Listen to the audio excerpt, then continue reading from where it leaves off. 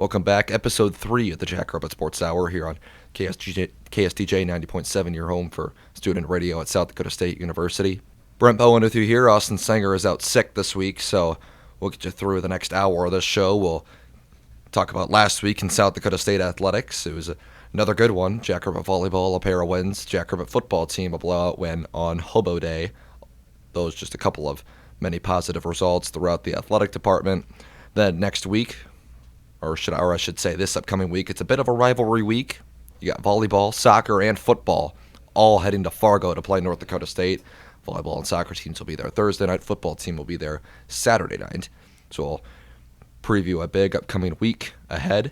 You'll also hear from Carson Naker of the South Dakota State men's cross-country team. He's their best runner, and he's a very good one of the best runners we've ever seen here at South Dakota State. So you'll hear from him, and then you'll get my hottest takes on the national sports stage as we enter here the middle of the month of October. That's all coming up here throughout the next 45 minutes or so here on KSDJ 90.7. Jackrabbit football team steamrolling Youngstown State over Hobo Day this past weekend.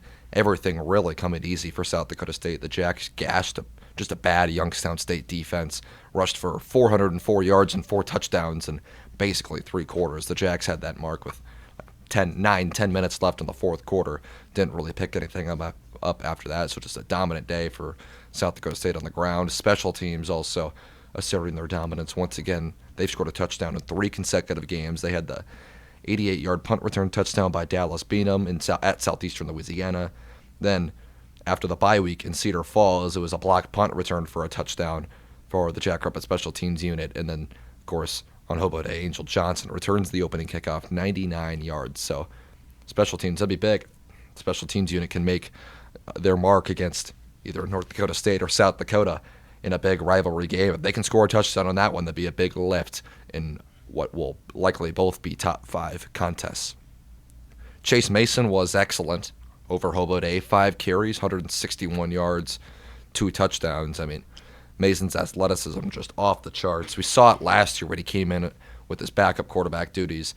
Now this season, he's getting more opportunities during the middle of games to come in as a wildcat quarterback who, of course, can still throw the football if the Jacks want to roll some plays up their sleeve, but is also a very efficient runner, as he has shown this season. On to the Jackrabbit volleyball team. They picked up a pair of wins at home last week. They swept Omaha, and what's impressive about that, nobody in the Summit League sweeps them. It's the first time UNO was swept by a Summit League team since the championship match in 2022. The Jackrabbit volleyball swept Omaha Thursday night, so the first 2 matches of the arena for SDSU, the Jacks picked up a pair of sweeps. North Dakota was able to take 1 set from South Dakota State Saturday night, but the Jacks bounced back after that 3rd set loss and took down the Fighting Hawks in the 4th set 25-11. So the Jacks an easy win there. They're now 16-0 on the season. Crowds have been great at First Bank and Trust Arena so far. Average of 2,003 fans per match. A couple of big home matches coming up next week with South Dakota and Denver, the couple of teams that have been reigning the league over the past 5-10 years. Jacks defensively have been phenomenal. They're tied with Louisville for 3rd in Division I with 3.07 blocks per set. As I mentioned earlier, still unbeaten, the only unbeaten left in Division I. 16 wins in a row to start the season, longest win streak since a 20-game win streak in 1975, and as a result, they're 36th on the RPI rankings and receiving 4 votes in the AVCA poll, the highest up they've ever been in school history, and really the highest that we've ever seen a Summit League team. Let's look at the standings in Summit League volleyball. Starting out at the top, it's South Dakota State at 5-0 all by themselves. They had that match with Omaha last week to determine first place in the league. Each team came in at 3-0. The Jacks won that contest to go 1 game ahead of the Mavs. Omaha then swept North Dakota State Saturday night to improve to 4-1. The Jacks took care of business as well. So South Dakota State really kind of determining that they're the best team in this league with the start of conference play so far. In 3rd place, South Dakota and North Dakota State are tied at 3-2. St. Thomas is just behind them at a half game with 3-3 with a 3-3 mark. Denver is 2-3 and in 6th place. Remember, 6th place is the cutoff line to make the tournament. Oral Roberts is 2-4 in 7th. Kansas City at 1-4 in 8th. Then North Dakota rounds out the standings at 1-5 and in 9th place. Jacks have a tough road trip ahead of them this weekend at the third place team in the league, North Dakota State, and then at the 5th place team in the league, St. Thomas. We'll preview more of those for you here as we continue throughout the show. Jackrabbit Soccer, they tied their only match last week. 1-1 was the final against the University of South Dakota. The Jacks scored first, but the Coyotes would answer 13 minutes later. Jacks had plenty of chances in the second half, but just couldn't finish attacks, and as a result, they had their first result of Summit League play that wasn't a win. The Jacks now 3-0-1 in the league, 10-2-2 overall. Still atop the Summit League standings as we pull up the soccer standings for you here real quick. Jackrabbits in a four-way tie for first place with Omaha, Denver, and North Dakota State due to the same amount of conference points. You get 3 conference points for a win, 1 for a tie, none for a loss. Each South Dakota State, Omaha, Denver, and NDSU have 3 wins and 1 tie. However, the Jacks have no losses. The Mavericks, Pioneers, and Bison each have 1. That's because they've played 1 more game than South Dakota State. The Jacks have 4 contests in the final 2 weeks when these other 3 schools only have 1. And the Jacks will be at NDSU, at UND this week. We'll preview those as well as we continue on with the show. But a lot of chaos in the Summit League standings right now. You've got that 4-way tie at the top. 5th place, Oral Roberts has 7 conference points, a 2-1-1 mark. They've also played 1 less game than Denver, Omaha, and North Dakota State. Jacks will play Oral Roberts last week of the season. South Dakota is in 6th place at 1-1-2, good for 5 conference points. They'll be right at the cutoff to make the league tourney. Right behind them, though, is Kansas City at 1-4. The Coyotes, though, beat Kansas City a couple of weeks ago. North Dakota is in 8th place at 0-3-2, 2 conference points. And at 1 point in 9th place, St. Thomas 0-4-1. And lastly, just a couple of days ago, the South Dakota State women's golf team was finished competing in the St. Thomas Invitational up in the Twin Cities. Jacks finished 2 out of 4 teams in that invite, paced by Mackenzie Mages, who's communication studies in the School of Communication and Journalism. She finished 3rd place overall, firing a +1 for Tuesday's round, 7 over for the week, with a 223 tally. Jackrabbit Women's Golf will have 1 more competition before they are done with the fall season. We'll get a quick preview of that here on our next segment. That's this past week in South Dakota State athletics, and coming up throughout the rest of the show, we'll preview this week in Jackrabbit athletics. We'll get you some hot takes on the national sports scene, and we'll also get you a conversation with Carson Naker of the South Dakota State cross-country team as cross-country is preparing for the Summit League Championship, which is coming up in just a few weeks down in Vermillion. That's all coming up throughout the next bit of time. Brent Bowen back with you here on the Jackrabbit Sports Hour, episode number 3. You're excited to keep this show going throughout the rest of the semester and then hopefully through the school year as well, and then for years to come as well here on KSDJ 90.7, your home for South Dakota State Student Radio. Looking at this week in South Dakota State athletics, multiple teams on the road to play North Dakota State.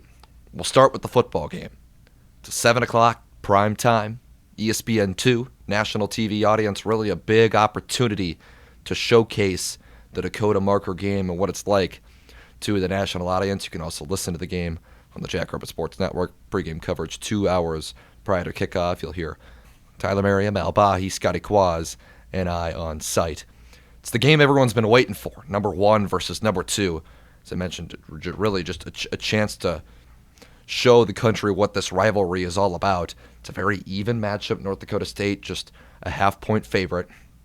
Each team losing to a Big 12 opponent in Week 1 and has taken care of business since. North Dakota State had 1 close call on the road in Week 3 at East Tennessee State. Somehow the Bison found a way to win that game, but other than that, everyone's blown out every opponent, and here we are, even NDSU blowing out North Dakota, who's a top 10 team in the FCS. So that sets the stage for another ginormous matchup between South Dakota State and North Dakota State. Jacks 2-0 in the league, destroying UNI and Youngstown State. NDSU handling business with Illinois State, North Dakota, and then Southern Illinois. It's the Fargo Dome. Saturday night's going to be rocking. It's a North Dakota State team. They're going to come into this one hungry. And with a chip on their shoulder, they have not beaten SDSU since 2019 when College Game Day came to Brookings. And players and staff have been mentioning it all week. We've never beaten these guys. We've just got to go out there and say, it's our time now. And they're preparing like it, and they're going to want to go out there and show that in front of a national audience. Jackrabbits are going to have their hands full Saturday night as the number one team in the country. The Jacks have been the number one team in the country ever since they went and won in the Fargo Dome 2 years ago. I tell this to everybody. The play that turned around the Jackrabbit football program. It's 21-7 North Dakota State late in the first half. The Bison are in the red zone with a chance to make it 28-7 and almost put the game out of reach before halftime. Cam Miller celebrates after a deep pass. It's called back to an unsportsmanlike conduct penalty. The Bison get too cute and try and get all the yardage back in one play. And Cole Payton, the backup quarterback, throws an interception. Colby Herter steps in front of a pass and picks it off. The Jacks then go into halftime down 21-7, but they dodge a bullet. Could have been more. Then in the second half, SDSU shows up in all three phases. Outscored the Bison 16-0 in half number 2. Hunter Dustman drills 3 field goals. And the Jacks come out with a win. They jump from number 2 to number 1 in the rankings because they beat the top-ranked Bison, and they haven't given up that number 1 ranking ever since. So it's really a game that was a program-defining and changing win 2 years ago in Fargo. Of course, the Jacks haven't played there since. They'll get another opportunity to go in there and handle business on Saturday night. Once again, 7 o'clock kick on ESPN2. Jackrabbit volleyball team. Pair of away matches this week at North Dakota State. Thursday night at 7 o'clock. South Dakota State looking to stay unbeaten and atop of the Summit League. It's a very tough road trip here. At North Dakota State Thursday night, it's a Bison team that returns all of their attackers from a season ago. So they return a good amount of production from a team that was towards the top half, middle of the pack of the league last year. Very talented Bison team. Then you go to St. Thomas Saturday at noon. This is a Tommy team that's they're starting to turn the corner in their Division I rebuild here. They swept USD.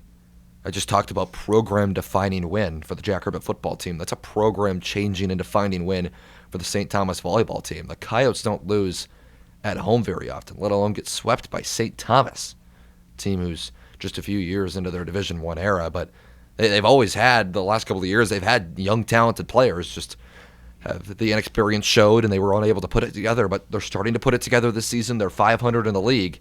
That's a very dangerous and tough road match for South Dakota State to go out there and win. And that's after they have to play at North Dakota State, a Bison team that they're going to want to spoil the Jacks' undefeated party. It's a rivalry game, and they're going to want to do that more than ever. So it'll be an interesting weekend for South Dakota State. I know for the South Dakota State volleyball team, I know all the talk right now is can we just get to USD still undefeated, and that's certainly the goal. But you got a couple of tough matches to get through before you can get to USD undefeated. That game's Tuesday the 22nd, 7 o'clock at Frost Arena. Should be an electric environment, or I called it Frost Arena, First Bank and Trust Arena. Still getting used to it. 7 o'clock first serve between the Jackrabbits and the Coyotes. Last win for South Dakota State over South Dakota. We'll just preview that one for you quickly because we won't get another show before the next match. The last time the Jacks beat the Coyotes, October 13th, 2015. The Coyotes are 27-1 of the last 28 meetings, including 18 in a row. The Jacks owned the early series history between these two schools. South Dakota State won the first ever 19 meetings over USD. But since then, it's just completely flipped around, and now the Jacks can't buy a win against the Coyotes. Last year, South Dakota State got reverse swept by South Dakota twice. First in Vermilion, then in the regular season finale in Brookings. The Jacks went up 2-0, and they were down a lot of players, and the Coyotes resiliently came back for the reverse sweep. Every set 1 through 4 was 25-23. Then the Coyotes just blew the Jackrabbits out of their own building in set 5. So the Jackrabbit volleyball team looking to pick up a pair of wins this season. They're the only unbeaten in D1. We'll have a tough one next Tuesday against South Dakota back at home. Let's talk a little Jackrabbit soccer. At North Dakota State Thursday night at 6. Then at North Dakota Sunday at 1. Big match on Thursday. North Dakota State tied with the Jacks points-wise atop the league, each at 10, and with 3 wins and 1 tie. It's a North Dakota State team that has really played well here in conference play. 1-0 win at Kansas City, then the one that really stands out, 2-1 win over Oral Roberts at home, a team who's around that middle of the pack in the Summit League and still has plenty of opportunities to make a run. But North Dakota State, they end the season with South Dakota and St. Thomas, 2 teams that they are better than. So if the Bison can find a way to beat South Dakota State Thursday night, there's a really legit chance that North Dakota State can win this league. Even if they can just force a tie, they'll have a solid chance. A loss would definitely put South Dakota State in the driver's seat, especially considering the Jacks have North Dakota on Sunday, a team who they should beat. But South Dakota State ends the regular season with Denver and Oral Roberts at home. Denver's a team, they've won the regular season, 6 years in a row. Oral Roberts has established themselves as a contender in the Summit League this season as well. You got a couple of tough home matches to end the regular season. We'll see how this thing ends for South Dakota State soccer. It's a new format this season, too. The 3 and 4 seeds will host the quarterfinals. That's different from a season ago. The 3 seed would play the 6 seed at the home of the 2 seed, and the winner of that 3-6 matchup would play the 2 seed in the semis. And then the 4 seed would meet the 5 seed at the 1 seed's home venue. And the winner of that 4-5 quarterfinal matchup would take on the 1 seed in the semis. This year it's different. The 3 seed will host the 6 seed in the quarterfinals. The 4 seed will host the 5 seed in the quarterfinals. The 1 and 2 will still get the bye, but then the number 1 seed will host the semifinals and then the championship match. So it's different from years past. So the 2 seed would not host a single match in the tournament. And South Dakota State usually is that number 2 seed. And last season they were as well, and they hosted a quarterfinal, semifinal, and championship match since Denver, the 1 seed, got upset in the semifinals. So changes in that format this season, and being the 1 seed would provide an even bigger advantage than it already is. Cross country this weekend, they are splitting up in Wisconsin on Saturday. Some runners will be at the Wisconsin Pre-Nationals in Verona, Wisconsin, and others will be at the Jim Drews Invitational for the men and the Torrey Neubauer Invitational for the women in La Crosse, Wisconsin. Final events for the cross-country teams until the Summit League Championship down in Vermilion on November 2nd. Women's golf is in Boulder City, Nevada from Sunday, October 20th to Tuesday, October 22nd, and they clash at Boulder Creek, which is hosted by Northern Arizona University. It's the final event of the fall season for women's golf before they get back underway in late February. That's this week in South Dakota State athletics. Another busy week for us, and look forward to recapping it on the show next week as volleyball, soccer, football, all in rivalry games this weekend, and then women's golf wrapping up their season, cross country getting ready to wrap up their season as well. But big event this weekend before Summit League Championship time. My conversation with Carson Naker, National Sports, coming up next. The Jackrabbit Sports Hour, episode number 3, continues here on KSDJ 90.7. Brent Bowen with Carson Naker of the South Dakota State cross country team. Carson, when making your decision to continue your academic and running career, what made you choose South Dakota State? I liked the small town feel just of Brookings, and then I guess the initial visit coming up and meeting with the coach and with my teammates. I thought they were all down to the earth, and it took some time to pray about it and ask God if that was the right decision, and I feel as though He's led me to be that right decision, and just thankful that was the right one. So. And then what are we studying here at South Dakota State? Ag science. Awesome. And then after every match, you stand past the finish line and shake every runner's hands. Why do you do that? I feel it's just a mutual respect. Everybody's out there running the same race, but it also relates to the race of life, that we're all running. And how everybody runs it is completely different, but at the end of the day, we're all striving to finish, and as long as they cross that finish line, I feel as though everybody deserves that sense of pride of finishing that race. So, take me through the day in the life of a race. What does it look like? All right. I guess it's really not much different than a workout day, other than the fact, you're going to have to, obviously, you got to race, so there's that adrenaline throughout the whole day. It's kind of hard to really focus in classes. Most of the time I feel as though I'm focusing more on that race that lies ahead. But, you just want to kind of approach it as you normally would a normal workout day. I guess start with, a shakeout, 4 hours prior to the meet. And then once you get to that meet, you get together with your team and, warm up and make sure you're mentally and both physically prepared for that race, and you and your teammates all know the role they play, and just be thankful to be in the moment. So, speaking of mentally preparing for a race, how do you do that, if so? I feel you really got to go into it not thinking about maybe your weaknesses on the course. Realizing that everybody has a weakness. I guess when it comes to running, whether it be finishing a race or starting or this or that, I guess nobody's a perfectly in tuned runner, but you gotta focus out on the weaknesses that you got and take the strengths that you got, and at the end of the day, you got to run with no fear, and that's what's going to help you cross that finish line. And know that there's going to be pain, but know that pain will definitely be worth it. So. And then how important is team dynamic in a sport in cross country that seems so individual focused? Yeah, that's a good question.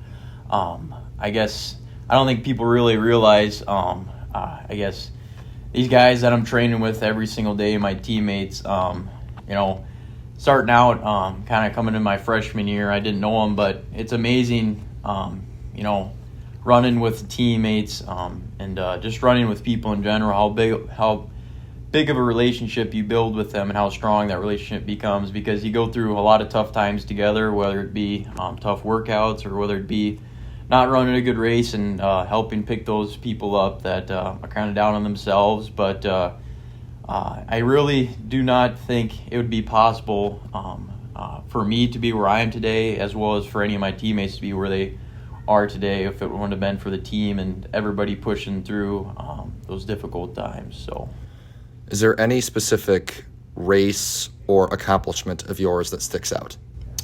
I guess I try not to get too caught up in the past, and realizing that there's always you want to strive to always become better, and never really be satisfied in the sense of I'm good enough now, and I guess I can settle for this. You always want to be improving, and that's kind of the mentality I try to always bring. I don't really want to be satisfied. I want to live in the moment, but I don't want to be caught in the past or think too much of the future. I guess really just living in the moment is what I should say, more so.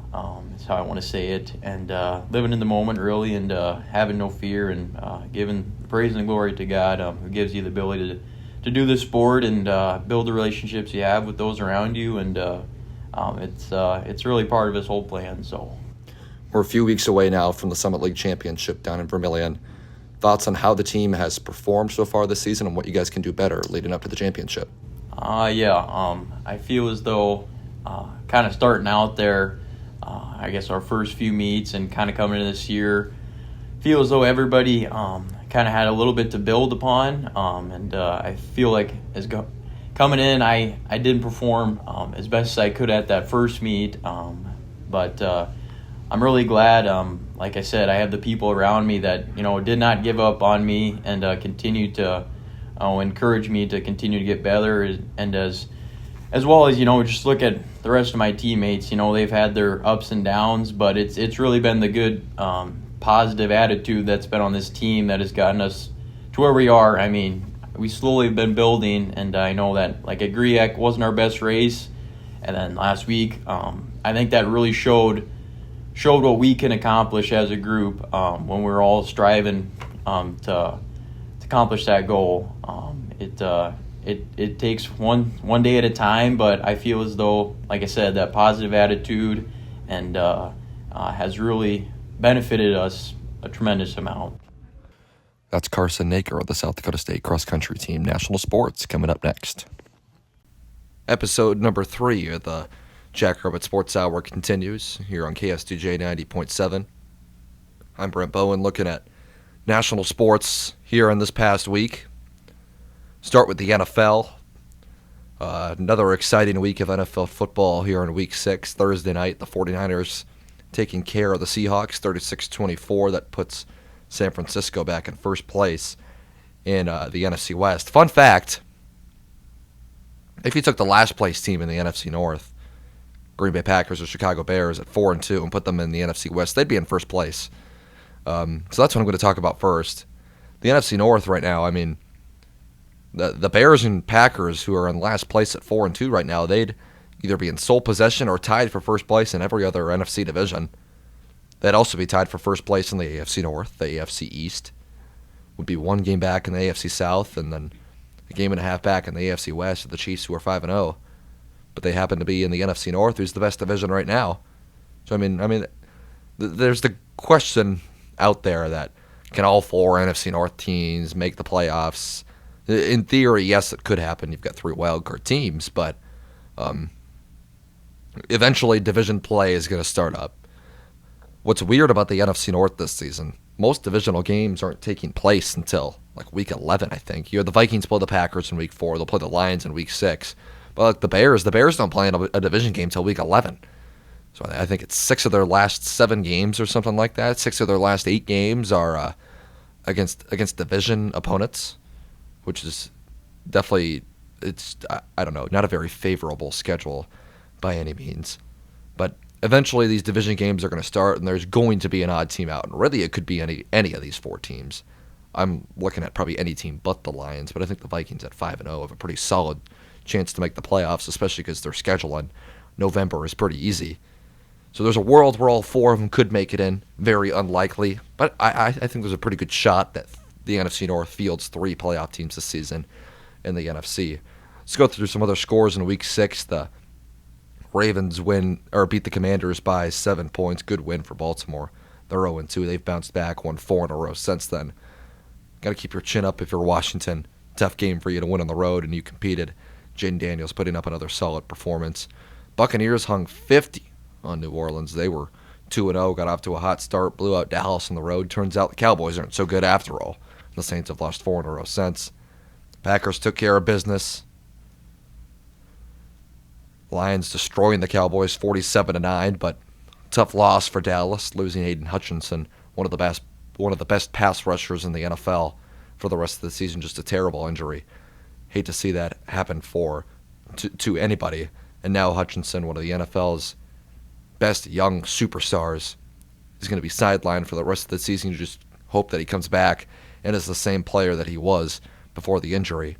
For the Lions as a whole, that injury could take a toll to them, as that pass rush unit now not very good, but will look for as much as they can throughout the rest of the season without their star edge rusher. Bengals beat the Giants on Sunday Night Football 17-7. What do you know? It was a New York Giants primetime football game, and it ended in a snooze fest, putting America to bed at 7:30 on a Sunday night. Way to go, Giants. Get everybody backing up going for work to start the week on Monday morning. Monday Night Football, Bills and Jets. That one delivered a little bit more. The Bills beat the Jets 23-20. Bills staying on top of the AFC East, ending a 2-game losing streak. Josh Allen and company going on the road and able to grind out a road win. Lots going in the NFL. We'll preview some games next week here in just a moment. NBA season is starting next week. Preseason games are going, and the season opener will be on Tuesday the 22nd. I think an interesting season lies ahead of us. Boston Celtics, of course, winning the NBA title a season ago. They'll be the favorites out of the East to start the 2024-25 season once again. But you'll have all these teams in the West that'll be looking to contend. Of how stacked the West was last season, it ended up being a 5 seed that came out on top, making it to the finals. Shouldn't be much of a surprise, though. I mean, you had all these teams that were just beating each other up towards the top, and Dallas ended up getting hot at the right time, and they made a run all the way to the finals, but the run falling short against Boston.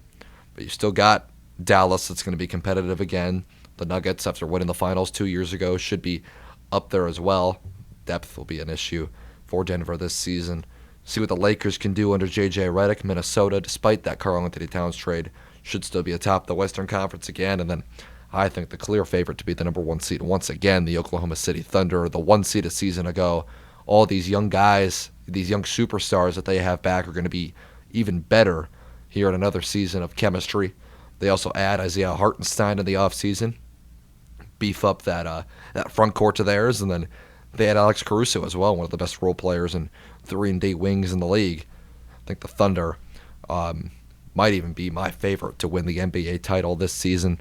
You got all these guys. They're going to have to pay some of their young guys eventually, so they go out there and overpay for role players. Not a bad idea at all. But, I mean, you got to think their window here has to be in the next few years because Chet, Holmgren, Jalen Williams, all these guys are going to be requesting max extension money. So if you got to pay all these guys max extension money, then you aren't going to be able to pay any of these role players. Nuggets are seeing a familiar thing happen to them. You got to pay. You're paying Jokic. You got to pay Murray. You got to pay Porter. You got to pay Gordon. All of a sudden, they're not able to keep around these valuable role players like Kentavious Caldwell-Pope, Bruce Brown, Jeff Green, who are all big pieces in helping the Nuggets win that NBA title in 2022-23. You'd lose all these guys, and all of a sudden, the bench unit can't do a thing for you in the postseason this past season, and your starters just get gassed. You run out of gas and lose to the Wolves in Game 7. Same thing could happen to the Thunder if they don't win a title here in the next few years. Nuggets were lucky that they won the title when they did. So you have the Thunder that are going to be pretty good this season. The Memphis Grizzlies will obviously be due for a bounce back here this season. They had every player imaginable from Memphis got hurt last season. They've got them all back this season. Although Ja Morant did, I believe I saw he suffered a bit of an injury in a preseason game, but it didn't appear to be too serious, so certainly hope he's okay. He's one of the best young players in the NBA. He's poised for a big bounce back season if he can stay healthy and out of trouble this year. Sacramento Kings also will be hanging around. They were the 3 seed a couple of years ago, took the Golden State Warriors to 7 in the first round, but fell. Also, the San Antonio Spurs, who have the young superstar he is in Victor Wembanyama, still not expecting much out of the Spurs quite yet. Phoenix Suns with their big 3, it'll be interesting to see what they do, but the Suns are likely still just buried below all these top teams in the West. Now we'll go take a look at the Eastern Conference. Who can challenge the Boston Celtics in the East? Well, I'm looking at the Milwaukee Bucks. Things didn't go very well for the Damian Lillard-Giannis Antetokounmpo duo a season ago. Things did not go very well. And we'll see if, A, they can just stay healthy, playing more games together. Dame and Giannis didn't get a whole lot of games to play together last season. That would certainly help, but the Bucks have so much talent they can compete. The Philadelphia 76ers with their big 3, Maxey, Embiid, George, but George just hyperextending his knee. That's not going to help Philly. He's going to miss a little bit of the regular season, but should be back for the majority of it. But Embiid's health is always going to be the question for Philadelphia. Can he stay healthy? There was a report that came out that Embiid might not ever play back-to-backs all season. And if he's not playing back-to-backs, A, they're not going to be able to, or he's not going to be able to win MVP. And B, you feel like fatigue is really going to factor in come postseason now. I know you're not playing back-to-backs in the NBA playoffs, but you're still playing games every other day for just about a couple of months if you want to go out there and win the finals. You still feel like fatigue is going to set in for Embiid not playing in these back-to-backs, although the NBA is trying to limit the amount of back-to-backs that teams are getting. If you look at other teams in the East that might be able to compete, I mean, the Knicks, now that you trade for Karl-Anthony Towns, you've got Jalen Brunson and Karl-Anthony Towns. Now you've got that number 2 guy next to Jalen Brunson. They were missing that last season, so when Brunson went down or when Brunson was tired, there was really nobody else to go up there and that could step up and be that elite second scorer. They may have that now in Karl-Anthony Towns. It'll be interesting to see how he fits into that system. Orlando Magic could be another team to watch out for. They were a young team a season ago. Were the number 5 seed in the Eastern Conference, gave Cleveland a run for their money. They had Kentavious Caldwell-Pope, a great role player in the offseason. He's won 2 NBA titles on 2 different teams. He's been successful wherever he's went. The Magic needed 3-point shooting. They got it. We'll see what KCP can provide Orlando, who is led by superstar Paolo Banchero. Indiana Pacers, another team to watch out for. made it to the Eastern Conference Finals last season. They were competitive in that Boston series. Got swept, but it was a young team that was just looking to find that next gear of some sorts, and they just could not find it. They've got a good star duo with Tyrese Halliburton, Pascal Siakam, and some solid role players around them. They'll look to continue to push forward and upwards in the Eastern Conference standings this season. You've also got the Miami Heat. They're always hanging around. They made it to the finals as an 8 seed a couple years ago. Went through some tough times a season ago, had some injuries. Jimmy Butler, probably a motivated Jimmy Butler, back for another season with the Heat, as Miami, great culture down there. They're always going to pride themselves on playing physical on the defensive end, as the Heat looking to make another run in the postseason in 2024-25. That's the NBA. I'll talk a little bit about the MLB and their postseason. Dodgers-Mets, NLCS, probably going to be the best conference championship series we have out of the two this postseason. Series tied at 1. The Dodgers winning Game 1, but the Mets coming back and winning Game 2 thanks to a 6-run second inning. Then the Mets bullpen able to hold on late. Game will return to Queens 1-1, and then games 3, 4, and 5 will take place in New York. This one will be interesting. I still think the Dodgers are the better team out of the two, but the Mets just, there's something. There's some magic in the air there in Queens for sure. We'll see if the Dodgers, this could be a situation where the Dodgers come on the road and they take care of business, or maybe the Mets win a couple, and this is a nail-biting series going back to L.A. Obviously, the Dodgers are the much more talented team on paper, but the Mets just they've really leaned in together and have bought in on this 2024 season. It's really been inspiring to watch. On to the ALCS. The Guardians taking on the Yankees up 2-0, and really think this is a case of New York exposing Cleveland. We'll see if Cleveland can come home and provide some magic on their home field. The issue all along for the Guardians this season was starting pitching. They just did not have good enough starting pitching throughout the season, and I really think it shows a lot when manager Stephen Vogt is pulling your quote-unquote ace, Tanner Bybee, in the second inning in a 2-0 game. Just really shows that this Guardian, he just doesn't have a lot of trust in this Guardians starting pitching staff. Their bullpen is phenomenal. You can't negatively critique their bullpen in any way. They've got like 7, 8 phenomenal relievers that can step out there and shove in any given moment. The problem is that starting unit has been getting beaten up by this Yankees lineup early and often, and the lineup is starting to disappear here in October. Jose Ramirez, Josh Naylor can only do so much, and even those two really have not been great this postseason or in these couple of games against the Yankees. Guardians, I believe, just 4 runs through 2 games. They're going to have to pick up the offense, and the starting pitching is going to have to provide just a little bit more if the Guardians want any sort of chance to get back into this series. Jump ahead to college football. Big week ahead in college football, headlined by 2 premier matchups. Georgia at Texas. College game day is going to be there in Austin. It's a 6:30 kickoff on ABC. The Bulldogs, the 5th-ranked team in the country. Georgia, really a tough schedule this season. Obviously, they're really good, so they can handle this tough schedule, but already been to Alabama. Now you're at Texas. You have to go to Ole Miss in a couple of weeks. And then you play Tennessee as well. 3 brutal road games for Georgia. They can find a way to win one of these games against Texas or Ole Miss and win out and go 10-2. Have to imagine Georgia's definitely still a playoff team, but probably a top 8 seed as well in the college football playoff this year. Texas, they're still unbeaten at 6-0, number 1 team in the country. Looking really good. A lot of the easy games are out of Texas's schedule. Really, their only game against a ranked opponent the rest of the way is at Texas A&M to end the season. A&M, by the way, looking very good after a season opening loss. We'll hit on them in just a moment. A couple of big games this week.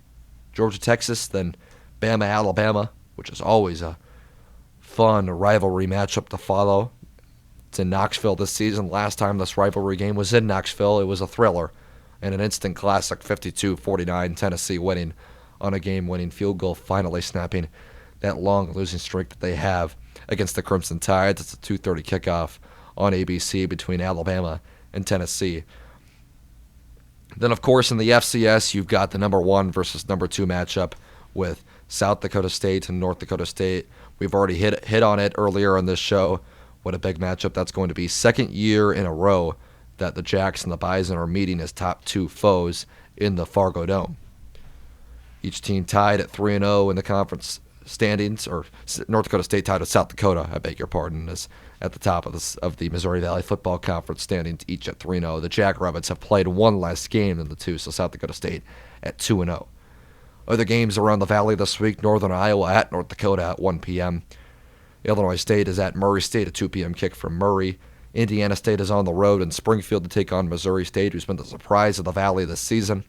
South Dakota, a 5 o'clock kick at Youngstown State. That'll be a late night back home for the Coyotes. Trust me, it will. Coyotes at Youngstown State, a Penguin team really struggling. Coyotes looking to keep rolling. The Missouri Valley Football Conference this season, it's not looked very good. It's a conference that prides itself in tradition, and really past South Dakota State, North Dakota State, South Dakota, North Dakota, the league just does not look very good. Missouri State's 2-0 in the league, 4-2 overall. Good for them, but they can't qualify for the postseason this year. Illinois State looks okay. They got blown out by Missouri State last week. This is a team trying to make it to the postseason, and they lose to Missouri State 41-7 at home. Just can't happen. Now, really, they've got winnable games. Their next 4 games are Murray State, Youngstown State, Northern Iowa, Indiana State. But 3 of those 4 on the road, you slip up in one of those games, and your odds to make the postseason aren't very high. Then you end with North Dakota on November 23rd. Illinois State, really, since they don't have South Dakota State or South Dakota on their schedule, they can only afford one more loss to make the postseason. There's a world, a legit possibility where the Valley only gets 4 playoff teams this year, and it's the 4 Dakota schools. Not a very good look for the league, especially as the whole realignment talk pops up where all these teams could be looking to bounce up to the FBS here in the near future. As of right now, though, teams are committed to being in the Missouri Valley. That's the first segment of National Sports, and coming up, we'll have a couple of more things about the National Sports stage, and then we'll wrap things up for Episode 3 here at the Jackrabbit Sports Hour. More to come here next. Back one last time here on Jackrabbit Sports Hour, Episode number 3, on KSTJ 90.7. Brent Bowen with you. Big topic of the week across social media for Jackrabbit fans has been, can College Game Day come to Brookings for the Interstate Series on October 26th? And here's my answer for you. It's possible, folks. It 100% is. A lot of people earlier this season were talking about, can we get it to Fargo? Well, first of all, why would you want it to go to Fargo? That's just more attention for North Dakota State. Yes, we're in the matchup, but it's more attention for North Dakota State. Second of all, you look at the schedule. You got Georgia, Texas, Tennessee, Alabama. There was never a chance that it was going to be in Fargo this weekend. However, there is a chance that it could come to Brookings next weekend for the first time in 4 years. I shouldn't even say the first time in 4 years. And 4 years ago is the first time it had ever come to Brookings. But it could come back next weekend. Here's a look at the top games that Game Day could go to next season. You've got Missouri at Alabama in a top 25 game. But that game no longer is as intriguing as it once was, because both teams were in the top 10 at one point. Mizzou and Bama each with a loss. And they've already been to Bama this season for Georgia-Bama. LSU A&M, that's another big game. Top 15 matchup, however. Game Day started the season at Texas A&M. Just because they went somewhere doesn't mean they can't go back. They can, but they don't like to go back. They like to explore these different campuses. So you wouldn't think they'd go to A&M, but we'll see. Nebraska, Ohio State is also that day. The game's at Ohio State. But it's an 11 a.m. game on Fox. Big noon kickoff. Another pregame show, the second biggest pregame show to College Game Day, will likely be in Columbus for that game.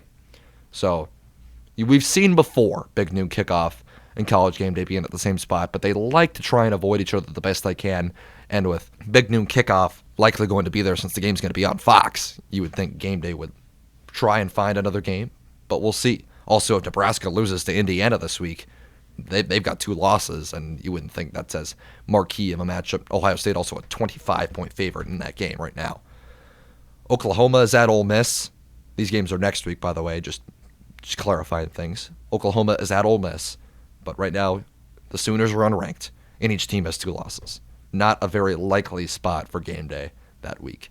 Illinois is at Oregon. Again, the Ducks are 20-something point favorites. The game's not on an ESPN network. It's on CBS. You'd think the Ducks take care of business there. And I mean, they were just at Oregon last week for the game against Ohio State. And the game that a lot of people think that it's going to go to is Notre Dame at Navy. It's an 11 a.m. game. That's the first reason why it might not go there.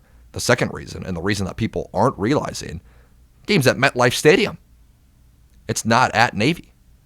If the game's at Navy, you've got a top 25 game between Notre Dame and Navy. Yeah, that's a pretty good option to go to. But it's a neutral site at MetLife Stadium. I mean, not that they can't do a neutral site game, but it just really wouldn't have the energetic feel at a neutral site like MetLife Stadium that it would at a college campus. And also considering the game's at 11 o'clock, not that they can't do 11 o'clock games, but they like to do later games that are on their network as well. And the Jacks game against the USD will be at 6:30 on ESPNU, so it'll be on a national network, and it'll be a primetime game on a college campus. Exactly what you think game day would be looking for. Don't believe a network has been determined for that Notre Dame Navy game yet, but it is a neutral site game in the Big Apple. So there's definitely an opportunity that college game day could go off route a little bit here and come back to Brookings, South Dakota, see the back-to-back FCS national champions. But the Jacks might need to take care of business themselves. They might say, hey, Brookings is an option, but we want to see South Dakota State beat North Dakota State first to make South Dakota State and South Dakota a top 3 matchup in the FCS. Although if the Jacks were to lose, it would still be a top 5 game. You can't imagine the Jacks would drop past 4 if they were to lose to North Dakota State and Fargo this weekend. So that's my take on if game day could come to Brookings next weekend. Now, announcement should come sometime Saturday night or Sunday. When it came to Brookings 4 years ago, the announcement came Sunday morning. Usually when they kind of go off the road a little bit to these different spots, either group of 5 schools in the FBS or FCS schools, they usually wait a while until the next day, until Sunday usually, to announce their decision. Hop into some games to watch this week for the NFL, but that's after we talk about some news from the trade deadline this week. A couple of trades for wide receivers. Starting out, Amari Cooper getting traded to the Buffalo Bills. That was after Davante Adams got traded to the Jets, reuniting with Aaron Rodgers. Browns sent Cooper to the Bills for a 3rd-round pick in the 2025 draft and then a 7th-rounder in the 2026 draft. And then Davante Adams got traded for a conditional 3rd-round draft pick in 2025, which could turn into a 2025 second. But in the biggest trade deadline news of the day, it's totally a joke. Cam Akers to the Vikings once again. So it'll be a second stint with the Minnesota Vikings, who tore his Achilles last season, but was running the football pretty well. So the Vikings, maybe a little uncertainty of maybe Aaron Jones' injury is more serious than we think. So if that's the case, want to bolster up that backfield and pair Cam Akers up with Ty Chandler once again. The Vikings the team swapped conditional 2026 6th-round picks in the deal. And then Cam Akers got sent to the Vikings. So essentially a wash in that trade between the two schools. Houston dumping a little salary, maybe getting a little bit better draft positioning as well. Some games to watch in the NFL this week. The Lions are taking on the Vikings in what is a huge divisional matchup. Vikings coming off the bye. The Lions, an emotional game last week, destroying the Cowboys 47-9, but you lose your a leader on your defensive end and your best defensive player, one of the best pass rushers in the game, Nathan Hutchinson. We'll see how the Lions respond with a tough divisional road test. The Vikings will see if they're up to the task once again. They're 5-0. Lions are 4-1, first place in the NFC North on the line in the Twin Cities this weekend. Texans against the Packers, another big one. Texans' only loss is against an NFC North opponent in the Vikings. Houston 5-1 this season. Green Bay 4-2. They've looked good the past couple of weeks since falling to the Vikings at home in Week 4. Chiefs-Niners Super Bowl rematch from last season. 3:25 game on Fox national audience. Should be a fun one. The Chiefs 5-0. Them and the Vikings, the only 2 unbeaten teams in the NFL. And the 49ers, a little bit of a slow start for them this season. They're 3-3 now, though. They've won a couple of games in a row, as now they look to take down the defending champs in a rematch as San Francisco looking to stay on top of what's so far been a pretty weak NFC West so far this season. That's all for episode number 3. It's in the books here on KSTJ 90.7. Austin will Join me back next week for episode number 4. Another big week ahead. Look forward to recapping it all next week for episode number 4. Brent Bowen signing off, saying so long, and thanks for tuning in to Jackrabbit Sports Hour, episode number 3.